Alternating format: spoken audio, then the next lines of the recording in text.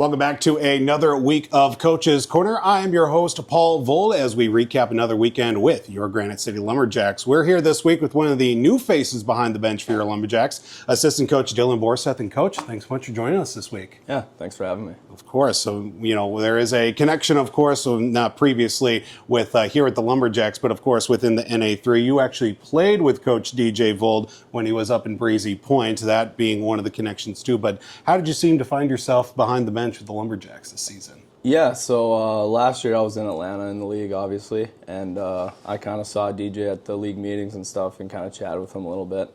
And then Bokus took another job, and he took a job in the USP, and DJ heard about that and gave me a call this summer, and it was kind of no-brainer to come here and work. Absolutely. We appreciate having you not only here on the show, but of course with the team too. After a very hard-fought weekend it was a weekend sweep for the Lumberjacks, although not the easiest games in the world. Let's start off with the game on Friday, a 5-3 comeback victory, a couple of 2-goal deficits early on. I'm sure there was a little bit of some sluggish play. From the coach's perspective, how did you see the team's play overall? Yeah, just a little inconsistent at times.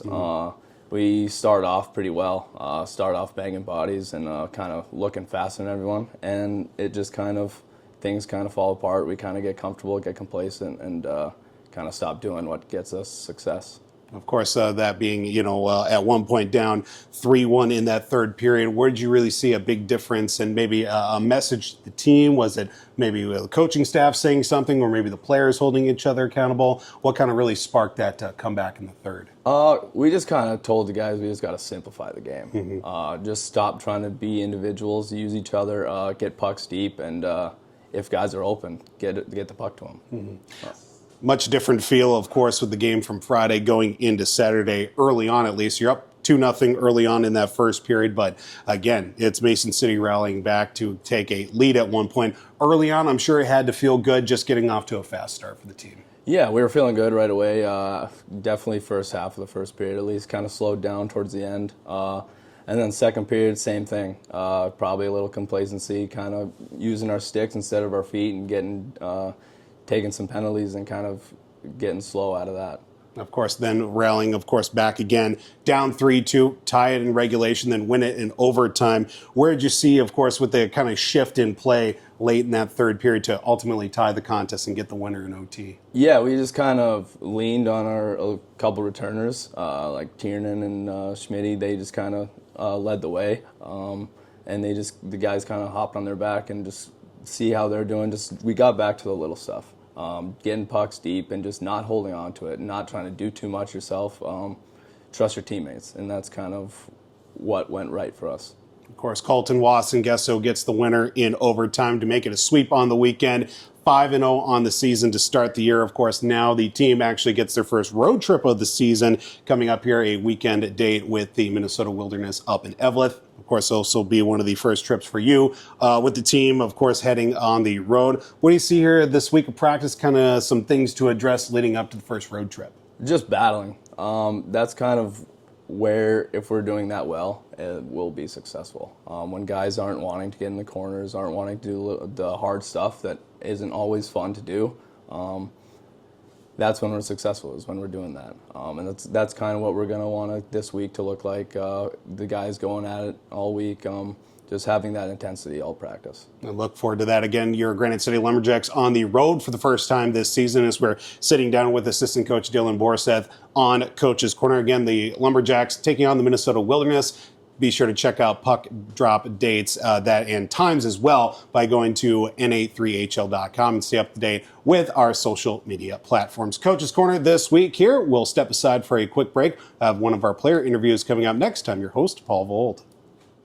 Welcome back to Coach's Corner this week. Of course, I'm your host, Paul Vold, as we sit down with one of our players for your Granite City Lumberjacks. It is number 6, Teagan Dodge, joining us here this week. And Dodger, thanks so much for joining us. Thanks for having me. Of course, a weekend sweep for the boys, that being a start on the season of 5-0, but it wasn't for a lack of effort on both teams overall. Let's start off with the game on Friday. You fall behind at least twice there by 2-goal deficits.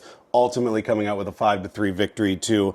How'd you really feel about the team kind of responding back from those multiple goal deficits, just being able to rally from those deficits early on?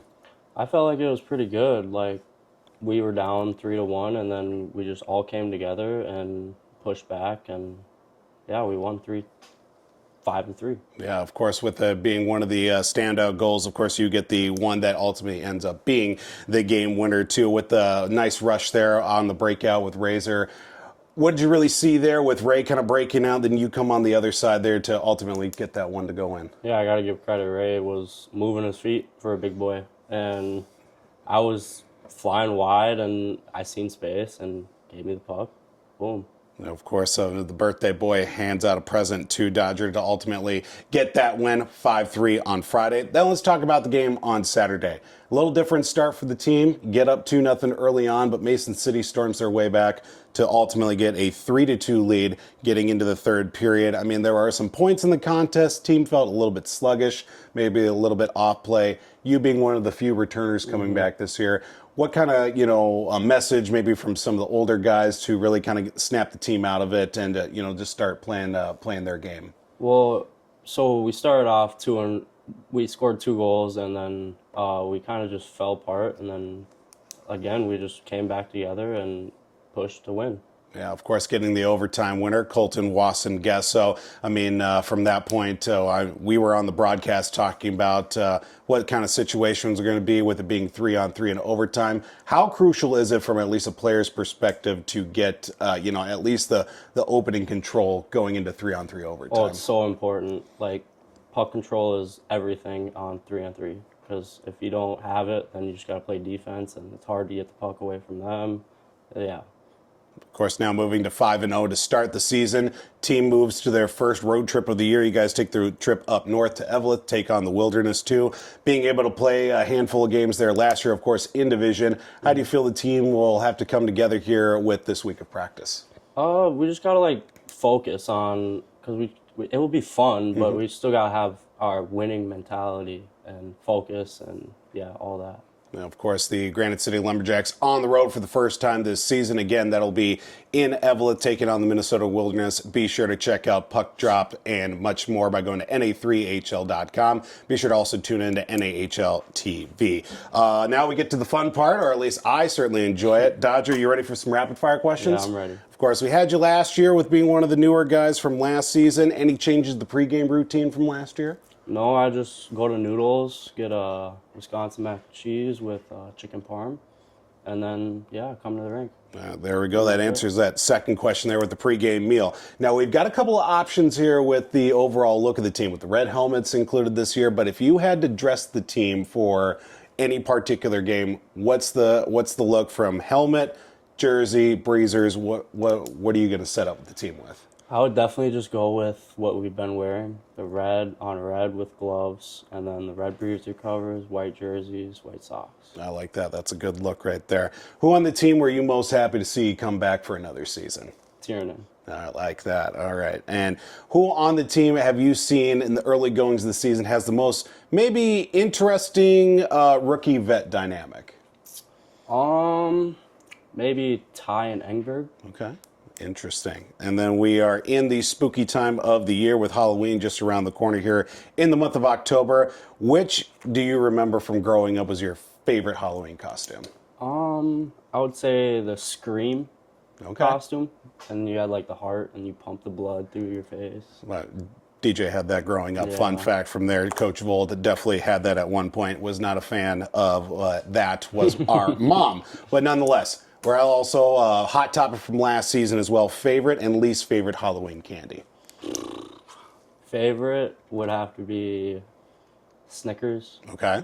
Least favorite, candy corn. All right. We're going to go with that. Again, we're opening up that old wound. We will move on from there. Now we're going to talk about it, throw a couple teammates under the bus here. Who on the team? Because we see everybody kind of, obviously the outside gym shoes or whatever all lined up just outside the locker room. Who on the team has the worst shoes, whether it's coming from, coming to practice or maybe in for a game? Who's got the worst shoes on the squad? Schmidt. Interesting. Yeah. Okay. I have to go with that. Gotcha. Nice and colorful. Oh, okay. Gotcha. One of the team's got the worst car in the lot that's just hanging on for dear life. Pastula. Interesting. Okay, what makes his car so bad? It's just really old. I like that. All right, last question here for you too. We're going to be asking if you're stuck on a deserted island, who do you want to be stuck on an island with, and who do you think is the worst person to be stuck on the island from the team? The worst person would have to be Manny Pierce, Okay.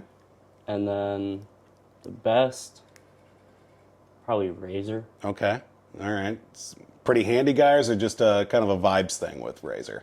Like a vibes thing. Okay, I like that. Kind of both, yeah. Okay, number 6, Teagan Dodge joins us here this week on Coach's Corner. Again, Lumberjacks on the road at the Minnesota Wilderness. Check out game times and more by going to na3hl.com. Stay up to date as well with the team by going to our various social media platforms. This is Coach's Corner this week. I'm your host, Paul Vold. We'll check in with the guys next week.